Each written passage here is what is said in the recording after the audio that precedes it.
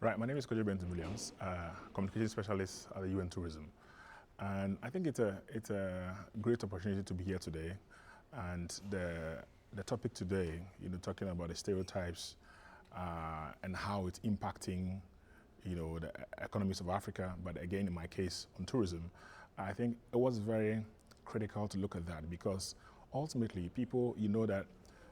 tourism is a service industry and it's a hard sell. So if people are to already have a preconceived, very negative ideas of what is it that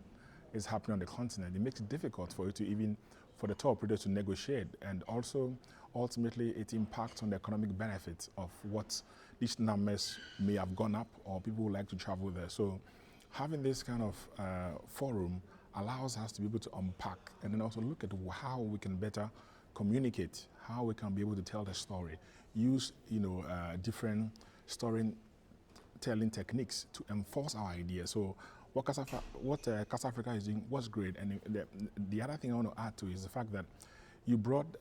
a diverse view of journalists, and when they came together from editorial to content creators and then think tanks, we are able to engage well to understand that, look, if you are in the media room, you need to understand some of the context of which you are carrying your story. So for me, I think it's good, and for tourism to thrive, we need to be able to tell our story in a better way,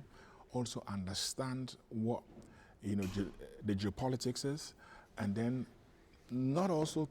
say that we are entitled, but to have the window to learn, to know that if these are being said about you, you have the onus lies on you to communicate well. So it's good for tourism, it's good for the continent, and we can only wish that we can have such forums to be able to educate and learn from ourselves.